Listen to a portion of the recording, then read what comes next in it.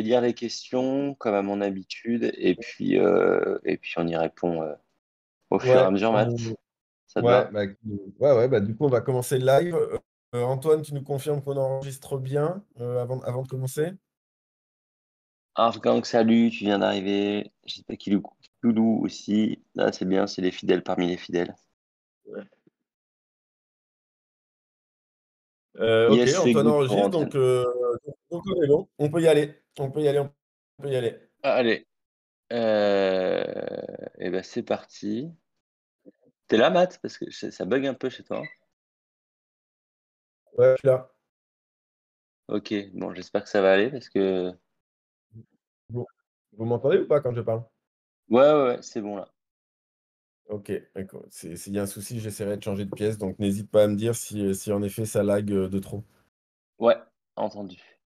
Et ouais, je répète, hein, donc, parce que là, donc, pour l'enregistrement, donc vous aurez, pour toute la description du projet, vous aurez dans les commentaires de la description des liens vers des vidéos, etc. Donc voilà, donc n'hésitez pas à suivre tous les liens qu'il y a dans les commentaires pour ceux qui veulent en savoir un petit peu plus sur le projet Versity. Et là, on va se concentrer donc de répondre à l'ensemble des questions qu'on a eues, parce que ça fait un petit moment maintenant qu'on ne s'est pas vu. Donc on va se concentrer là-dessus pour aujourd'hui. Allez. Donc, question de Lolo qui date un petit peu maintenant, ça date du 29 avril. Euh, je crois qu'il n'y a rien. Alors attends, de quoi il parle? Ah, ça devait être dans l'AME, en fait, je pense, et qu'on a Ok. repris. Bon, je la lis telle quelle, hein, Matt. Je crois qu'il n'y a rien Vas-y. du tout de ça de prêt, donc préparez-vous à un long voyage. La DAP est prête, point d'interrogation. Concrètement, ce qu'on a vu depuis 1 an et demi, c'est le visuel des NFT, une rue, des bureaux, une villa à Las Vegas, une démo d'un appartement. Euh, Au moins, je résume ce qu'on a pu voir du projet depuis ses débuts. Ce que j'attends de voir depuis des mois, la DAP, le moteur de recherche, plusieurs villes et bien modélisées, au moins ceux des agences de papa. Ok. Voilà. Euh, bon, il y a beaucoup de choses à dire au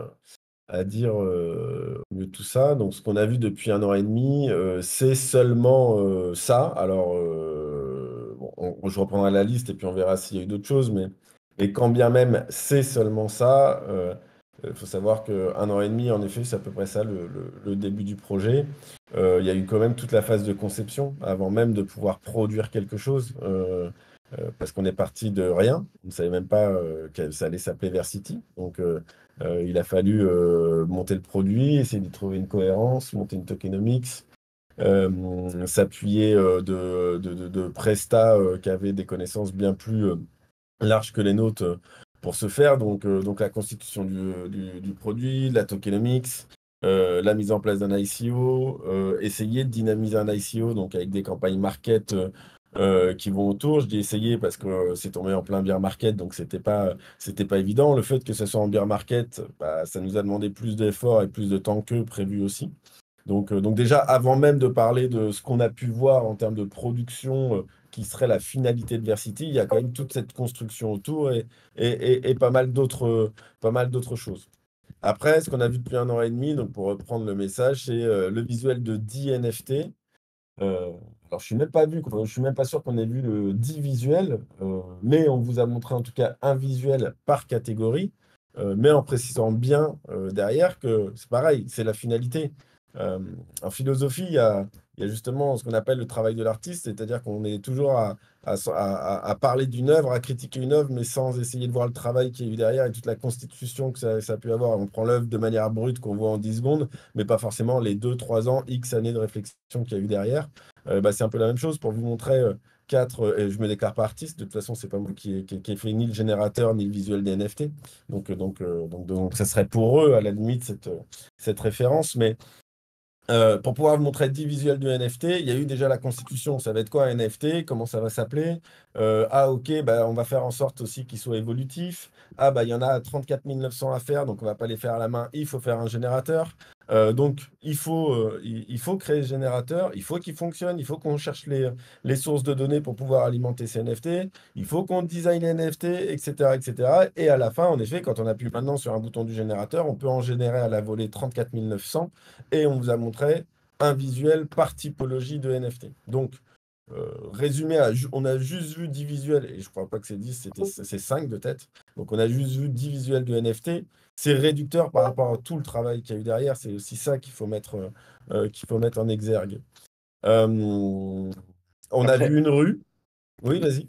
ouais, moi je voulais juste ajouter un truc, c'est que, euh, bon, Lolo, tu dis que ça fait 1 an et demi, mais en réalité, le travail exécutif sur la modélisation, sur les assets, n'a débuté, si je dis pas trop de bêtises, parce que j'ai la mémoire courte, mais ça a débuté l'été dernier, en réalité. Donc, hein,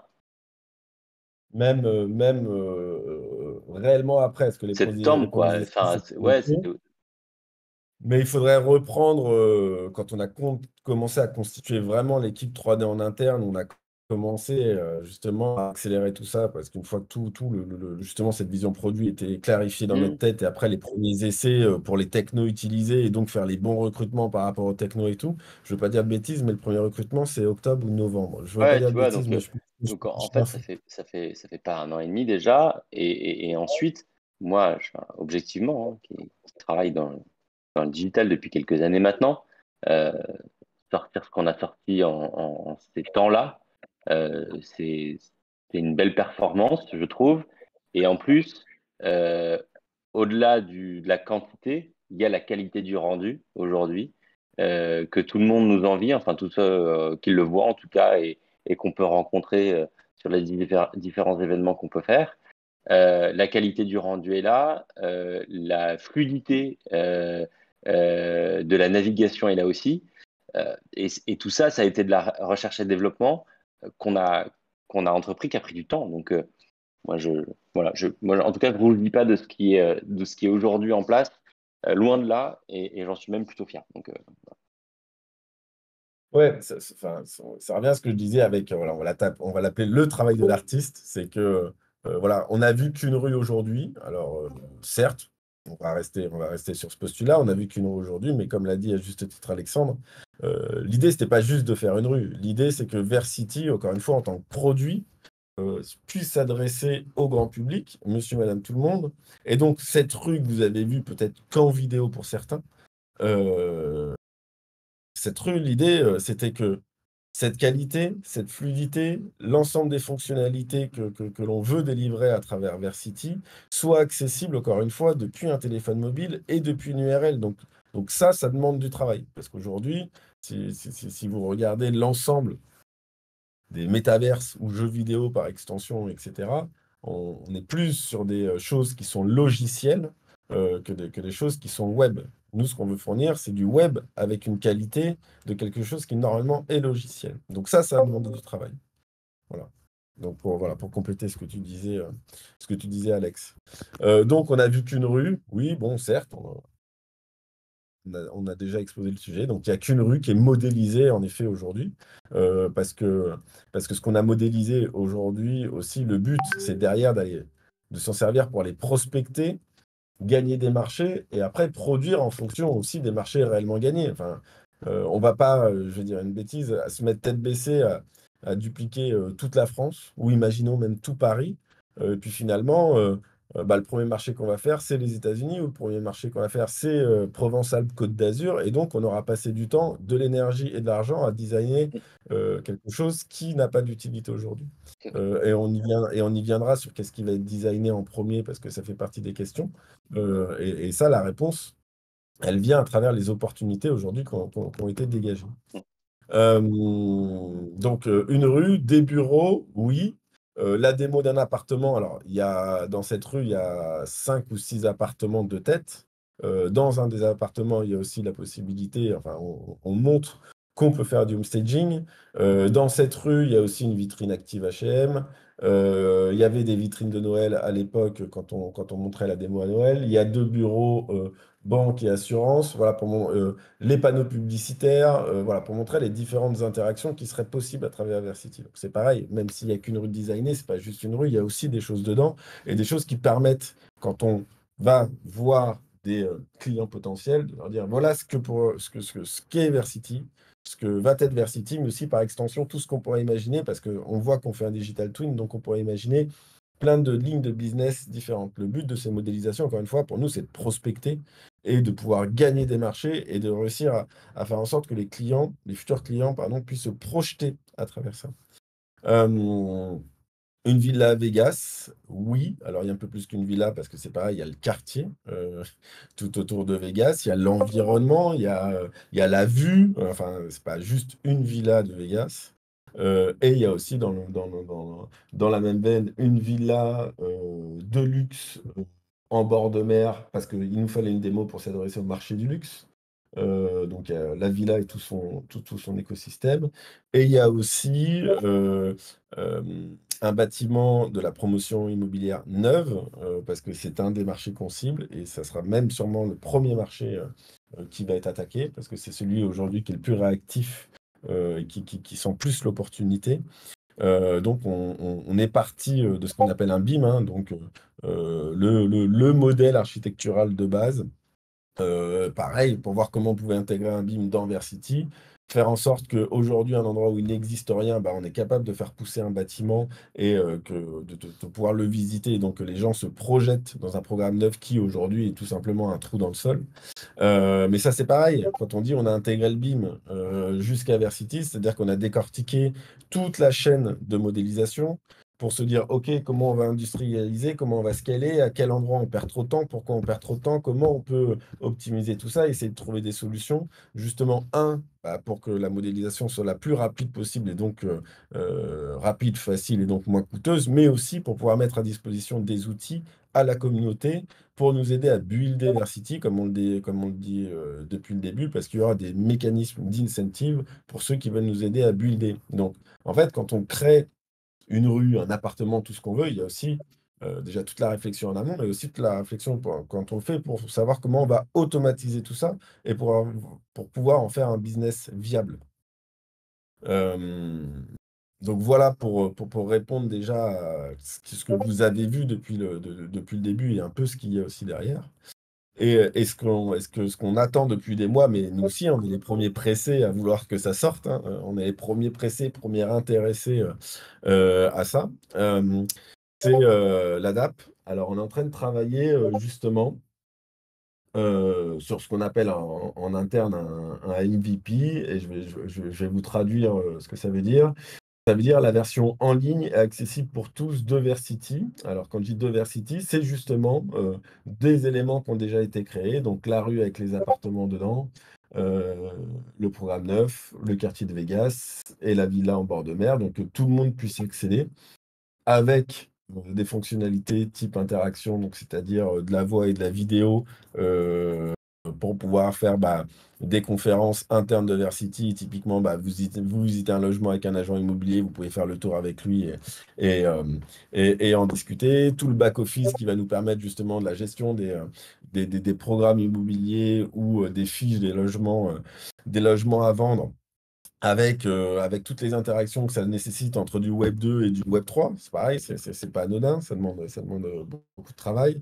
Je veux pas vous dire de bêtises, tout ce qui va être prise des leads, tout ce qui va être filtrage, évidemment, des typologies d'appartements, voilà, enfin pas mal de choses, hein.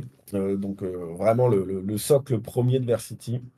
Et ça, pour vous donner un ordre d'idée, c'est quelque chose qui devrait sortir cet été, qui va nous permettre, on l'espère, de finaliser les discussions qui sont en cours, pardon, et pour pouvoir commencer à commercialiser très concrètement et en faire et passer du projet au produit à la rentrée. Euh, Moteur de recherche, il ne sera pas en ligne cet été. Et plusieurs villes est bien modélisées. Comme je disais tout à l'heure, les villes et les biens qui seront modélisés seront en fonction des opportunités. On ne va pas passer du temps homme et ou de l'argent à modéliser des choses qui potentiellement n'ont pas de potentiel économique. Donc, on va modéliser au fur et à mesure des opportunités business parce que ça reste un business. Voilà, j'ai fini. C'était assez long, mais en même temps, il y avait beaucoup de choses dans le commentaire et j'espère que ça vous éclaire un peu plus. Yes, merci Matt. Moi, j'ai rien à rajouter. Si l'ICO s'arrête aujourd'hui, demain, est-ce qu'on pourra maintenir le prix du listing comme c'était prévu? Une bonne question à laquelle on n'a pas la réponse aujourd'hui. Je ne botte pas en touche. On est en finalisation de discussion avec un exchange qui s'appelle Bitexen.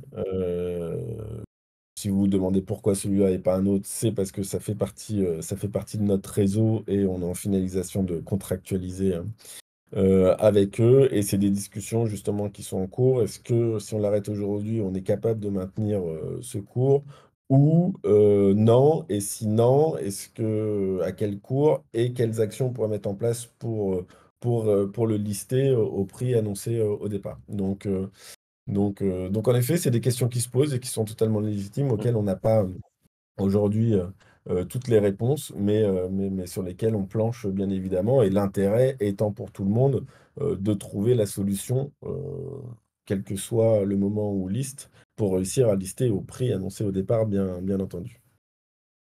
Yes. Euh, Attends, parce que dans le fil de discussion, il y a des questions qui se posent aussi. Bah, on fait le fil après Ouais, ou je les enfin, reprendrai après. Non, c'est toi qui décides, c'est toi qui poses les questions, c'est toi le patron de la question. Ouais, ouais, ouais. Euh, Ouais, on les reprendra après. Euh, Ensuite, toujours suite à la l'AME de la dernière fois, une question de Gourou Julius. Euh, oui, mais plus on avance, plus je m'aperçois que le projet dérive vers une plateforme multiservice qui n'a pas besoin d'avoir un écosystème Web3 de play to earn. Pour l'instant, dans le fil des discussions, je ne vois jamais personne dire qu'il va utiliser le service Versity. On pense toujours que ce sont les autres qui vont l'utiliser. Quant à Alexandre dit qu'il lance une étude de marché, c'est avant de lancer le projet qu'il fallait le faire. Non, pas de NFT, aucun intérêt pour moi, je ne peux pas jouer au Monopoly Web3. Ok. Tu veux répondre, Matt? Tu veux que je Il y a- réponde?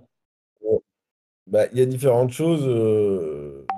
Déjà, je me souviens en effet qu'on a évoqué les études de marché la dernière fois. Il faut savoir qu'évidemment, les études de marché ont été faites au départ de Versity, donc il y a un an et demi, pour reprendre ce qu'on disait tout à l'heure. Et il y a un an et demi, tel qu'était pensé Versity au premier égard, c'était du mass market. Ouais, je vais compléter. Euh, En fait, vas-y. lorsqu'on a décidé de lancer ce projet, on était, et comme je le répétais très souvent lors des AME, en résumant le projet et à quoi il servait, on avait fait un constat du besoin des agents immobiliers euh, au regard de ce qui existait sur le marché en termes d'outils d'aide à la vente. Et Versity est né de ça. Et on voulait répondre à un certain nombre de problématiques qui s'imposaient aux agents immobiliers. Et en fait, comme tu viens de le dire, au fur et à mesure du projet, des interlocuteurs qu'on a en face de nous, des business lines auxquels on a réfléchi au fur et à mesure du projet, des rencontres avec certains investisseurs, des rencontres avec des potentiels clients comme les promoteurs immobiliers euh, ou, euh, ou hôteliers par exemple, et ben là, le projet évolue. Donc oui, on a besoin de se remettre aux, aux prémices de ce qu'est un projet, quel qu'il soit, un projet entrepreneurial, et de repartir sur de nouvelles études de marché pour être sûr de ne pas partir dans des mauvaises directions. Donc c'est pour ça que j'ai évoqué les études de marché la fois dernière. Et donc voilà. Yes. Yes. Donc, il y avait quoi? Il y avait La les études de question marché. de pourquoi on est sur un système Web3 Play to Earn alors qu'on pourrait être assimilé à une plateforme multiservice qui n'aurait pas forcément besoin d'un environnement Web3 pour pouvoir vivre. Ouais. Pourquoi cette couche Web3? Alors, on l'appelle couche Web3 parce que c'est une couche, l'essence du projet, en effet, n'est pas Web3. Voilà, on n'est pas à vendre des collections de NFT, on n'est pas 100% Web3, donc c'est une couche Web3. Pourquoi cette couche Web3? C'est parce que, comme on le disait, donc il y a 1 an et demi, Versity, dans la réflexion initiale produit, est un produit, était pensé comme un produit mass market. Produit mass market où, très rapidement, dans cette optique, il faut produire des digital twins. Je vais reprendre la phrase. Il faut produire des digital twins très rapidement. Même si on avait toute une armée en interne, on estimait que ça allait être compliqué de le faire uniquement par nous-mêmes. Donc pour nous, il y avait 3 biais. Enfin, il y a toujours 3 biais. L'équipe interne, l'externalisation sur des studios 3D, par exemple, et aussi bah, s'appuyer sur la communauté. Et pour s'appuyer sur la communauté, eh ben, il fallait bien mettre cette couche Web3, mettre des mesures d'incentive, créer un token, d'autre part créer des NFT parce que les détenteurs de parcelles peuvent évidemment inciter à faire venir du trafic, et il y aura d'autres mesures qui vont être mises en place aussi pour dynamiser les parcelles, etc., etc. Donc cette Ouais, puis couche Web3, c'est l'essence du projet. Enfin, je veux dire, c'est l'essence même du projet, le Web3, euh, parce que on sait très bien aussi que Versity ne pourra pas exister sans l'apport de la communauté. On ne pourra pas tout produire en interne et on a besoin d'une communauté de builders pour nous aider à modéliser, pour nous aider à ajouter des assets, pour nous aider à industrialiser aussi un certain nombre de choses. Bah, parce que le mec qui va nous mobiliser, nous modéliser des mobiliers, on va pouvoir reprendre ces mobiliers un peu partout dans Versity ensuite. Donc, ça fait sens de ce point de vue-là d'être sur du Web3 et ça fait sens comme le dit Mathieu aussi, d'avoir cet intérêt à créer une économie circulaire à l'intérieur du projet pour que bah, tout ça contribue à l'évolution, contribue à la réussite de ce qu'on a imaginé. Et voilà. Donc, moi, à titre personnel, je comprends pas trop cette question, mais moi, après, c'est peut-être parce qu'il n'avait pas suivi tout le projet et tous les AME qu'on a pu faire, mais bon, voilà.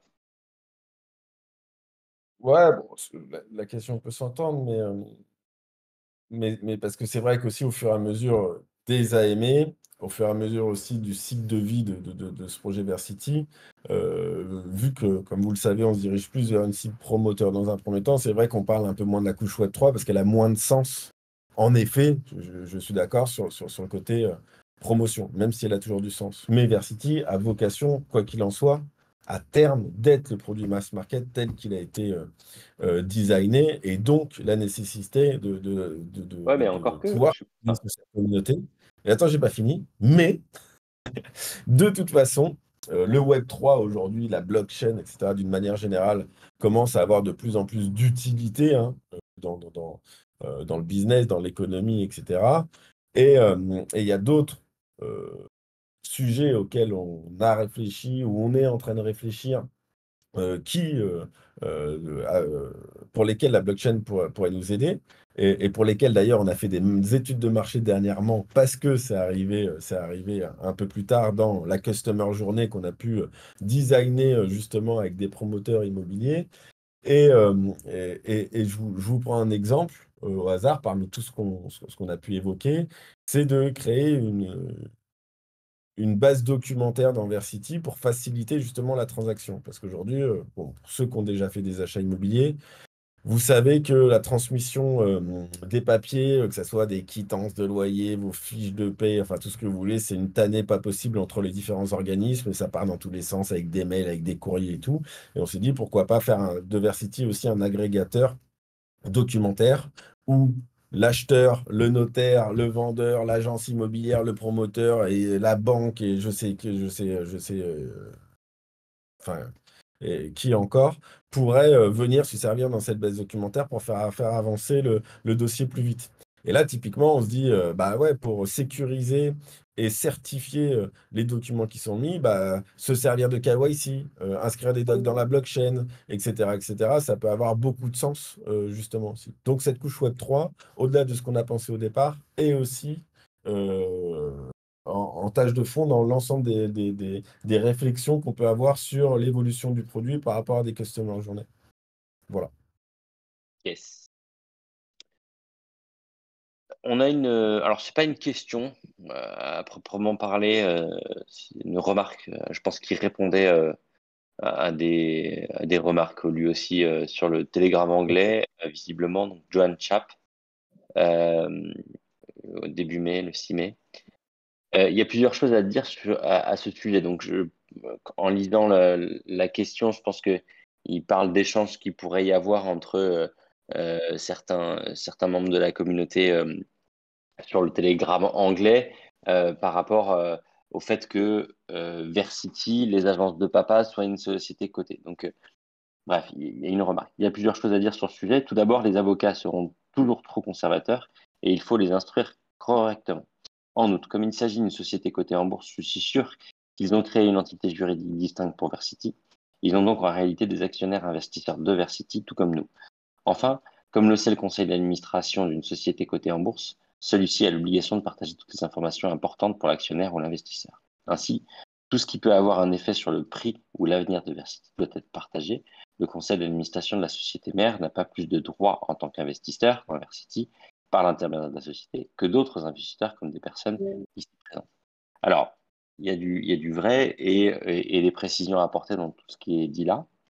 Euh, il n'y a pas de société distincte pour Versity aujourd'hui, ça faut le savoir et on l'a toujours dit. Versity, c'est une marque portée et le projet Versity est porté par les agences de papa, société cotée en bourse, et qui est aujourd'hui toujours cotée en bourse. Donc ça, c'est la petite précision qu'il fallait apporter. Donc il y a pas d'entité juridique à proprement parler aujourd'hui pour Versity. C'est pas exclu du tout que ce soit le cas, comme on l'a répété, comme Claude l'avait précisé lors de certains AMA. Euh, donc au moment venu, on en reparlera. Pour le moment, c'est pas le cas, c'est pas à l'ordre du jour en tout cas. En revanche, tout ce qui est dit ensuite est vrai, c'est-à-dire qu'une société qui est cotée en bourse, donc en l'occurrence les agences de papa qui portent le projet Versity et auquel la marque appartient, hein, la marque Versity est déposée et appartient à la société des agences de papa, société cotée en bourse. Euh, Ce qui est dit ensuite est vrai, c'est-à-dire que on est dans l'obligation en tant que société cotée, on a une obligation d'information de l'actionnariat. Donc tous les actionnaires et investisseurs de LADP qui investissent en bourse sur la société, sur le titre, on est en tenue et on a un contrôle AMF pour ça, de publier les chiffres de la société de manière trimestrielle et semestrielle et de diffuser aussi ce que l'on appelle une document d'information régulière qui permet de se rendre compte des avancées des projets de cette société cotée. Et donc voilà, donc ça c'est effectivement une obligation et donc le conseil d'administration est tenu de publier régulièrement ces informations auprès de leur actionnaire. Voilà. Ça y est déjà, je crois que tu es là en plus, il me semble, non? Ou tu étais là au début, mais tu es parti. Euh, alors, effectivement, je suis déçu que l'advisor sur le projet Versity que je suis sur YouTube, Insta, Twitter, ne parle jamais de Versity. Étonnant pour un advisor. En tant qu'investisseur du round 1 et du round 2, peut-on savoir combien il a coûté? Quel est son rôle exactement pour Versity? Chantal Lang, que beaucoup connaissent, est advisor de plusieurs projets. Et bien sûr, elle n'hésite pas à faire des lives sur YouTube de tous les projets dont elle est advisor. Bref, elle s'investit. En tant qu'investisseur, il est de mon devoir de demander pourquoi ne pas avoir proposé à Chantal Lang d'être un advisor. Je l'ai entendu une seule fois je l'ai entendu une seule fois au démarrage du projet et de l'ICO, donc c'était en 2022. C'est un peu frustrant, même pas sur un AMA, sur sa chaîne YouTube. Pas un tweet, même pas de relais des news de Versity. À quoi sert-il? Alors, je ne sais pas de quel advisor il parle. Euh, c'est gênant parce que du coup, Ouais, moi, j'ai bien une idée. tu sais, Mhm. tu sais? Oui, j'ai mon idée, mais j'ai bien mon idée. Je partage l'avis. Après, malheureusement, contractuellement, ils sont pas les advisors. On- nous sommes des personnes, et j'inclus hein, aussi euh, Frédéric, Claude et Nicolas dans cette réflexion. Nous sommes des personnes qui marchons à la confiance, donc ça a peut-être été une erreur, mais en tout cas, contractuellement, ils ne sont pas tenus à poster, relayer, faire des AMA, etc., etc. Donc voilà, on pensait qu'à partir du moment où ils étaient impliqués dans le projet, bah, il y aurait un peu plus, en effet, de partage de news sur le projet. Donc je rejoins totalement. Donc très honnêtement, en toute transparence, j'ai la même déception bah, qu'on n'ait pas eu plus de visibilité par ces biais au pluriel, hein, parce que là, on en évoque un, mais c'est Ah, assez vrai c'est aussi. Cruchot qui parlait d'Amine. Lams, C'est Lamsito. moi je nomme personne, mais en tout cas, ce qui est vrai pour un des advisors, c'est vrai aussi pour d'autres. Non, je parle pas de personne parce que je pense pas qu'il faut stigmatiser une personne en particulier parce que Non, ça non, c'est mais vrai surtout. en fait, j'allais dire, en fait, c'est le cas pour pas mal des advisors qu'on a sur le projet, en fait. Euh, Ouais. et effectivement, je partage la déception de Mathieu. Je partage ta déception, ça y est déjà, parce que nous aussi, effectivement, on pensait qu'on pouvait compter sur eux pour relayer pas mal de choses, notamment nos AME, et à plusieurs reprises, hein, on leur a demandé. Bon, voilà, comme dit Mathieu, on marche à la confiance. C'est une erreur de notre part, certainement. Euh, après, il faut, c'est-à-dire que quand on a pris des advisors, on les a pris parce on était néophytes en fait dans le Web3 et on avait besoin de gens qui nous aiguillent un petit peu, qui nous aident à structurer le projet. Donc ils l'ont fait au début, ils nous ont aidés à constituer l'équipe de l'ICO. On a donc ils ont rempli une part du contrat. La part implicite que nous, on pensait, à savoir s'investir dans le projet tout au long du projet, bah, ils ne l'ont pas forcément rempli. Peut-être contractuellement, on aurait dû nous le spécifier et s'en protéger. Bon, voilà, j'ai envie de dire, dans tout projet entrepreneurial, on apprend, et c'est bien le propre de l'entrepreneuriat. Dans entreprendre, il y a apprendre. Donc, euh, donc voilà, bah, on apprend, on ne fera pas les mêmes erreurs. Et voilà, mais en tout cas, moi, je reste convaincu qu'on qu'on n'a pas forcément besoin d'eux. Voilà. Non, je rebondis sur ce que tu dis parce que c'est quand même très juste, parce que pour pas brosser un portrait totalement noir, quand on s'est entouré d'advisors au départ du projet, c'était vraiment pour leur connaissance sur le Web3 d'une manière générale, qu'on parle marketing, Mm. tokenomics, etc. C'était vraiment là-dessus pour nous aider à travailler sur la conception produit et pas forcément à relayer de la com. Donc c'est vrai que il faut remettre ça en perspective. Donc Mm. c'est très bien que tu le dises en fait. Euh, le rôle qui a été défini, c'était vraiment celui-là. Et celui-là, pour le coup, il a été totalement rempli, Ouais, très c'est bien pour ça que je rempli. précise. Ouais, ouais. Non, non, mais tu as très bien fait. Et de très bons conseils. Et ils sont toujours présents pour ça. Euh, voilà. Et nous, bêtement, bah, on pensait qu'il allait y avoir un peu plus de relais sur la com. Mais c'est vrai que Alors le après, but c'est vrai, vraiment de ouais, cette personne, c'était vraiment le conseil, advisor, quoi. ouais, Le conseil dessus. Et c'est toujours le cas ouais. actuellement. Et après, Donc c'est c'est vrai vrai, que. ouais, il y a aussi un élément, je pense, qui rentre en ligne de compte aussi, hein, c'est que entre le moment où on les a rencontrés, c'est ça, il y a un an et demi maintenant, et aujourd'hui, certains de ces advisors ont eu des communautés qui ont vachement grossi, en fait.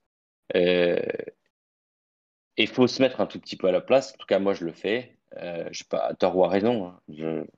Mais c'est vrai que bah, ils se rémunèrent aussi un peu comme ça. Donc, même si c'est dans leur intérêt, ce serait dans leur intérêt de promouvoir le projet parce qu'ils en sont advisors et que du coup, plus le projet réussit, mieux c'est pour eux.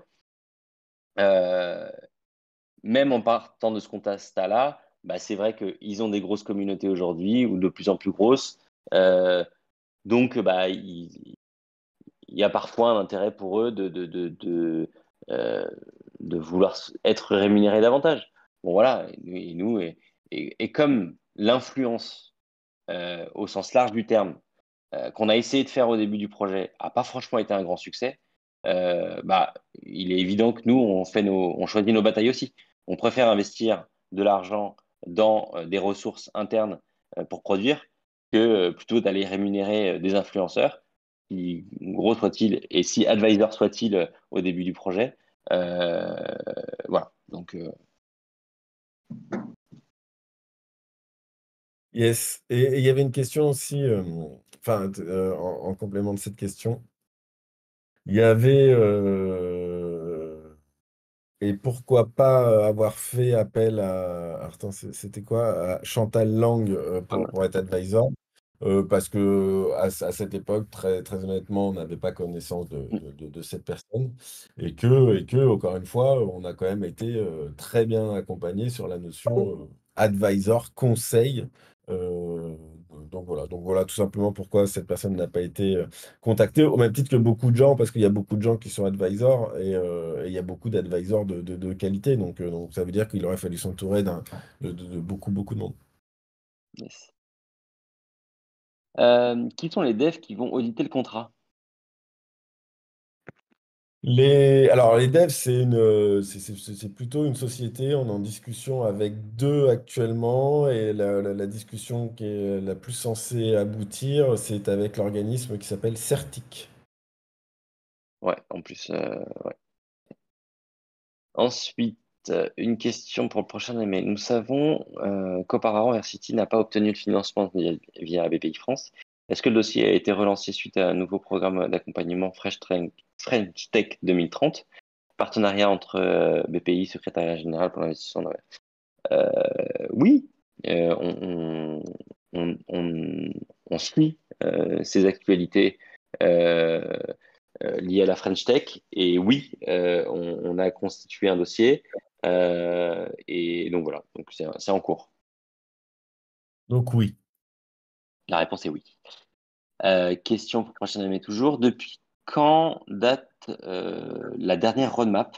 Pourquoi avoir annoncé un listing Q2? Un Stex ou un Dex a-t-il été booké? Oui, Bitexen, comme l'a dit Mathieu tout à l'heure. Après, pourquoi avoir annoncé un listing Q2? Bah, parce que c'est le cas. Enfin, a priori, en tout cas, on n'a pas encore l'annonce officielle, mais c'est ce qu'on vous avait dit la dernière fois. L'objectif, c'était qu'avant la fin du premier semestre, donc avant fin juin, on fasse ce listing. Sauf, je dis pas de bêtises, Mathieu, si c'est toujours le cas. Et donc voilà, il faut juste qu'on contractualise avec Bitexen le contrat, enfin qu'on finalise le contrat, je veux dire, pour pouvoir faire ce listing.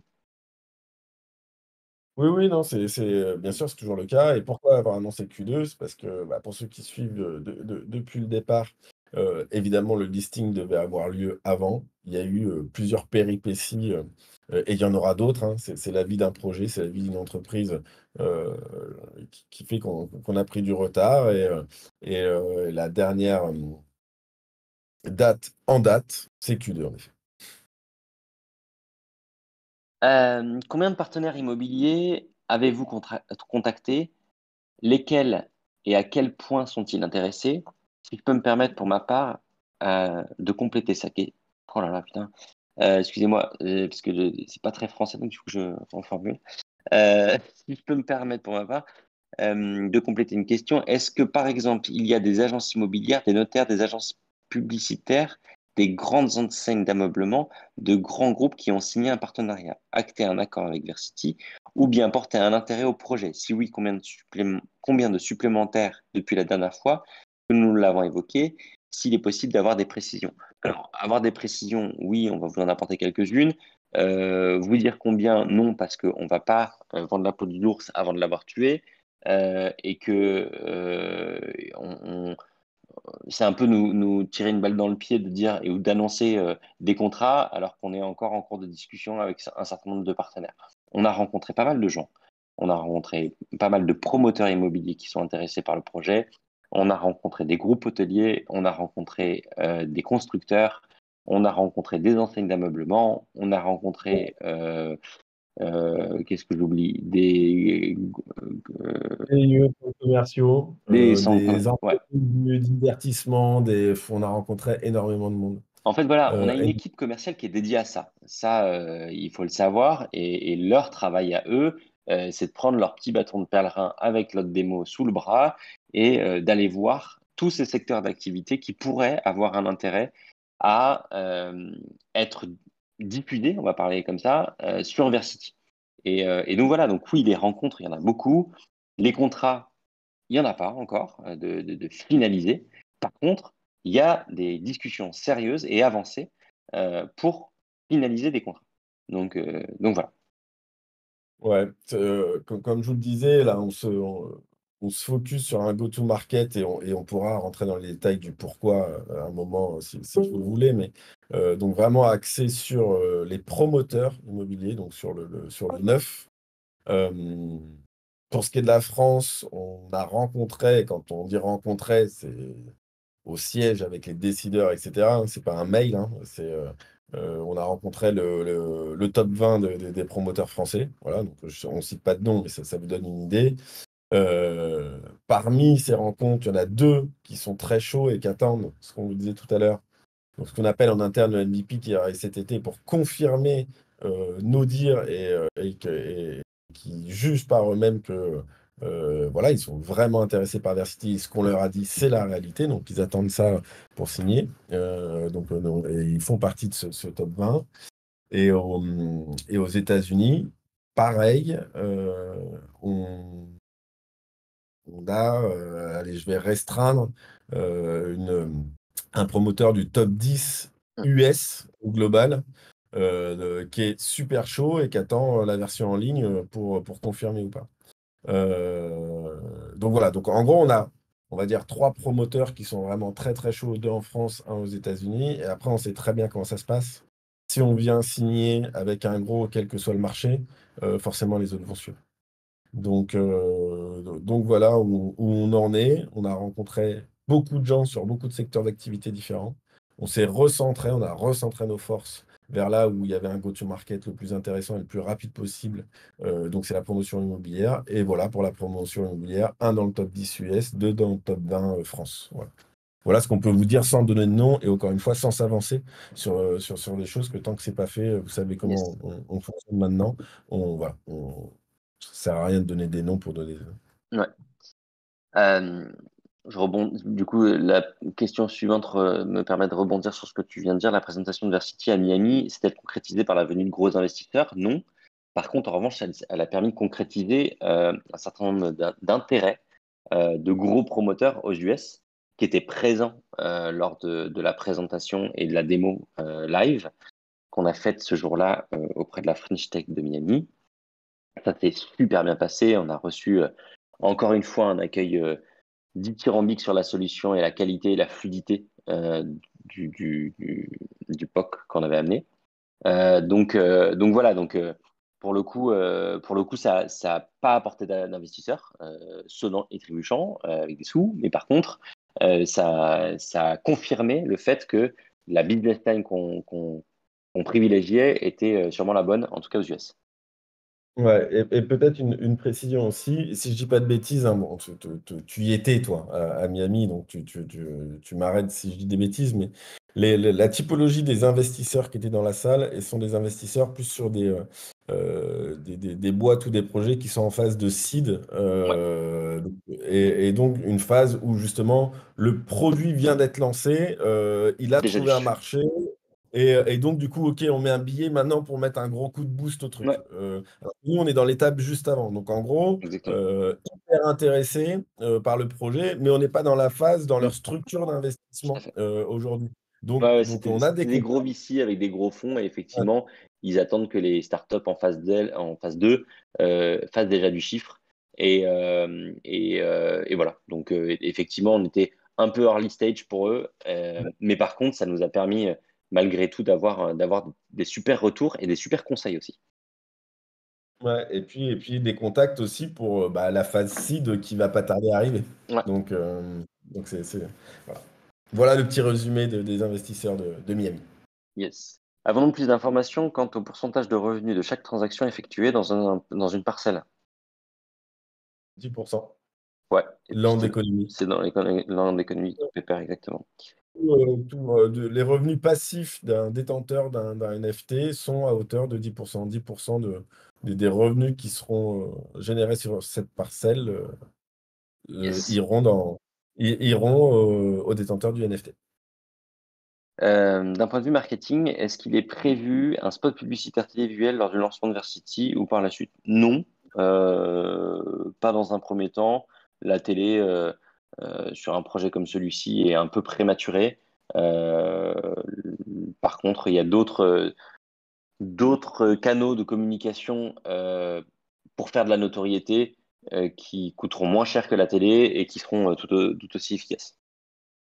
Ouais, et ça rejoint aussi le pourquoi Go-to-Market Promoter, c'est qu'au lancement, non, parce que, encore une fois, ça sera pas un produit mass market tel qu'on l'entend, où on a un besoin fort d'acquisition, parce que le trafic et le business va se générer parce que les promoteurs, eux, vont générer comme trafic, de par leur site, de par le fait qu'ils envoient du trafic par d'autres biais que leur site, par exemple leurs réseaux sociaux ou autres leurs annonces sur un seul objet, sur Le Bon Coin, etc. Donc, c'est eux qui vont être aussi générateurs de ces premières vagues de trafic, ce qui nous permet, nous, de rentrer du CA et derrière, justement, de préparer l'arrivée sur le mass market en bonne et due forme, et pourquoi pas là avec des spots télé, mais en tout cas pas dans un premier temps. Euh, et dernière question, en tout cas celle qu'on avait listée. Si on peut en savoir un plus sur quel pays sera modélisé au lancement et à quel niveau le sera-t-il? Quel pays? On a trois marchés qui sont très Mm. chauds. France, États-Unis, Pays-Bas. C'est Voilà. les trois marchés là où on a des contacts, des relais pour développer, enfin des relais en France évidemment, mais des relais États-Unis et Pays-Bas. Voilà, d'ailleurs on est sur un salon aux Pays-Bas fin du mois de juin, dans un mois, si je dis pas de bêtises. Donc voilà, c'est les trois marchés qui sont très chauds. Lesquels vont être modélisés en premier? J'ai envie de dire, le premier promoteur qui signe, c'est le premier qui va être modélisé, très simplement. Donc ça peut être les États-Unis, j'y arrivais pas, États-Unis, France ou Pays-Bas. Et puis si c'est en France, est-ce que ça va être Paris, Bordeaux, Lyon? Ça va dépendre où sont les programmes neufs qu'il y a modélisés. Encore une fois, on va modéliser en fonction du business pour vraiment se concentrer sur un business qui est rentable et faire du ROI, pas faire de la modélisation pour faire de la modélisation. Donc voilà, ça répond indirectement à la question, mais voilà la réponse. Yes. On passe aux questions qui ont été posées là pendant l'AME. Yes. Mjoul qui demande quel load pour les projets neufs, euh, le max, je l'espère. Alors, désolé, mais je ne sais pas ce que c'est que load. Lod, ouais, moi non plus. Je, Je sais pas, Lod. Si quelqu'un peut nous dire ouais, Lod, je peux préciser c'est un ça. grand plaisir. J'ai pas l'acronyme. Ouais. Svarod te demande, Matt, toi qui es au cœur du projet des discussions, les potentiels partenaires n'attendent-ils pas le lancement du projet avant de s'investir avec Versity? C'est un peu ce qu'on disait, hein, c'est qu'en effet, on leur a montré un POC au même titre que vous, donc en fait, au même titre que toutes les personnes qui croient au projet. Maintenant, ils veulent un peu faire joujou avec pour savoir si ça correspond vraiment à ce qu'on leur a vendu. Donc évidemment, enfin évidemment, oui, dans ce sens-là. Et ça, c'est quelque chose qui va sortir cet été pour confirmer. Et comme on disait, l'idée étant de commencer une vraie commercialisation sur la fin d'année, sur le dernier quartal. Ah, level of details. Yes. Euh,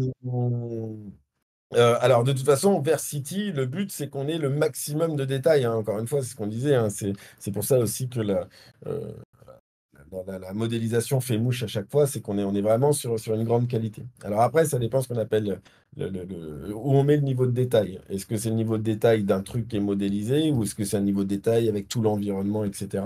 Et ça, c'est des discussions aussi qu'on a avec les promoteurs parce que certains veulent l'immeuble avec les typologies d'appartements et tout le quartier qu'il y a autour, etc., etc.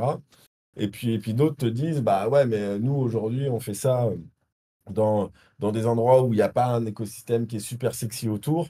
Donc, on préférait peut-être qu'on ait que les boîtes blanches et par contre, que, évidemment, on puisse vraiment se projeter dans les apparts qu'on a à vendre, etc. Donc, c'est pareil, c'est quelque chose qu'on est en train de prendre en compte dans le pricing. Donc, niveau de détail sur ce qui est modélisé, évidemment, à bloc. Après, jusqu'où on va étendre la modélisation? Évidemment, l'immeuble, évidemment, les parties communes, évidemment, les typologies d'appartements. Après, les rues autour, etc., ça va peut-être dépendre des opportunités, des volontés des promoteurs avec qui on travaille. Ok. Les advisors n'ont-ils pas reçu des participations à Versity? Ils sont intéressés à ce que ça fonctionne.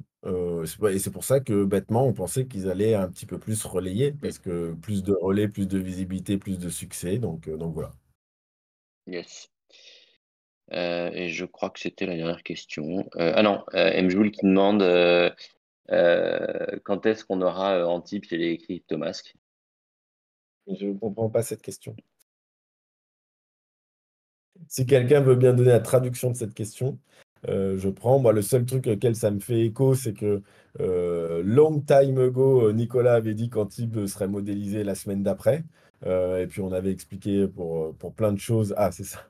Pour plein de raisons, pourquoi Nico s'était avancé. Mais ça, c'est l'apanage des gens qui sont animés par la passion. On a remis un peu de pragmatisme derrière, et en se disant que, encore une fois, modéliser une ville pour la modéliser, s'il n'y a pas de potentiel économique derrière, c'est peut-être pas là où il faut mettre notre énergie dans un premier temps, et donc on l'a mis ailleurs. Yes. Est-ce Eh, qu'on a d'autres questions? En tout cas, Je j'en vois, vois pas là pour le je vois moment. Zumrod qui en fait. Ah, non, c'était un commentaire, c'était pas une question de Svarod sur le pourcentage. Reversé au NFT owner. Ouais, on a essayé de trouver un pourcentage qui avait du sens parce que rémunérer très peu le détenteur d'un NFT, il n'y a pas d'intérêt, un, à l'acquérir et deux, à venir dynamiser tout le business qu'il peut y avoir dessus. Donc, il a fallu trouver un pourcentage, enfin l'équilibre entre le pourcentage qui était intéressant pour, euh, pour le NFT owner sans mettre en péril la viabilité du projet non plus. Donc, voilà, on est tombé sur ce chiffre de 10% qui nous paraissait pas mal. Alors, Arvgang, désolé pour la panne d'essence. J'espère que tu t'en es sorti parce que ça, c'est le genre de galère qu'on n'aime pas trop. Surtout à midi, ça doit être la course pour toi. Donc désolé. Et date du listing, comme on disait, on est toujours sur S2. Donc S2, c'est fin juin. Donc grosso modo, là, ça va se passer dans les semaines à venir. Et c'est bon, l'essence, le problème essence est réglé, donc tout va bien.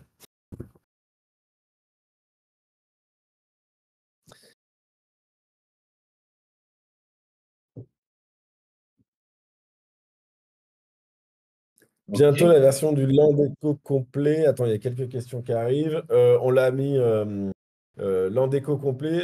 Très honnêtement, on l'a mis en stand-by avec tout ce qu'on a eu à faire ces derniers temps. Tout ce qu'on a eu à faire, ça a été, et on vous l'avait dit la dernière fois, comme vous le savez, on devait faire un changement de passage boursier qui entraînait une levée de fonds de 10 millions qui n'a pas été faite. Donc, ça veut dire qu'il y a eu un petit branle-bas de combat quand même pour aller chercher des fonds parce que pour pouvoir continuer le développement du projet. Donc, ça, c'est un.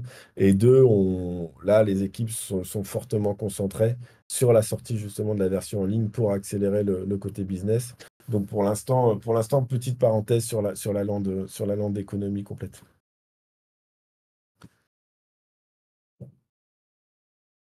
Et Bitexen pour le listing, oui. Alors, j'ai vu passer aussi, j'espère que les Turcs aiment le Web3 ou le métaverse, je sais plus. Bah, c'est pas parce c'est un exchange qui est basé en Turquie qu'il n'y a que les Turcs qui peuvent être intéressés. Parce que à ce moment-là, si on liste chez eToro, va falloir qu'on modélise Tel Aviv aussi. Donc, heureusement, le web, même si les trois est encore international, donc ça va. Et je pense que si on aura un Uniswap en parallèle.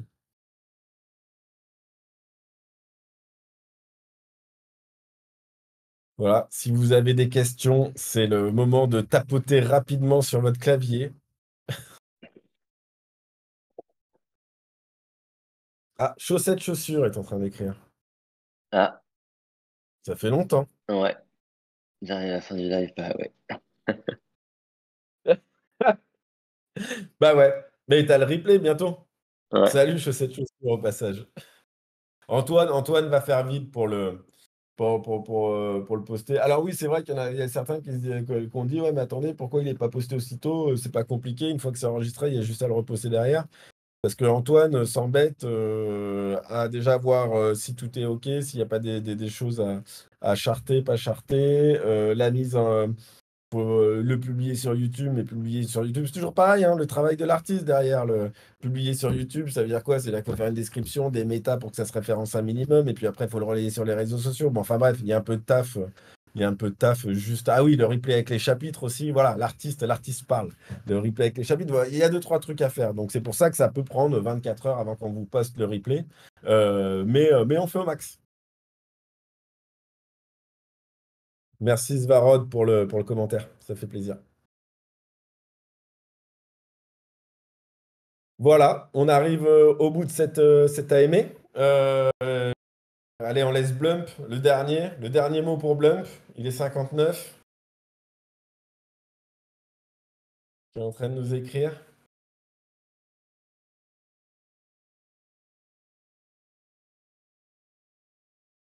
Ou alors ça se trouve, il appuie sur deux touches et puis il est parti, la bonne technique.